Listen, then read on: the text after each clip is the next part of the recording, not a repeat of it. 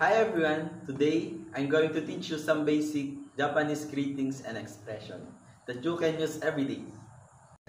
First is Ohayo gozaimasu. It means, in English, is good morning. It is used in morning hour before noon. Next is Konbanwa. In English is good evening. It is used in 6 p.m. or sunset. Next is Konnichiwa. In English is hello and can be used at any hour. Next is Oyasumi Nasai. In English is good night. It is like a please rest or have a good rest. Next is Sayonara or Gokigenyo. In English is goodbye or farewell. The next one is Tadaima and Okairi. Tadaima, it means I have come back now. Okairi, it means welcome back. The next one is Moshi Moshi. It means hello while using the phone. The next one is Hi. It means yes, and Iye is no. The next one is Etekimasu. The Etekimasu, it means I go and come back. And Eterashai, it means please go and come back.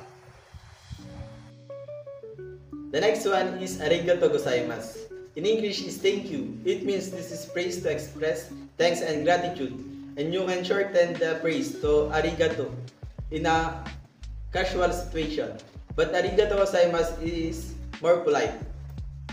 The next one is sumimasen. In English is excuse me. It can be used as both an apology and thanks. It also used to address a stranger or unfamiliar person.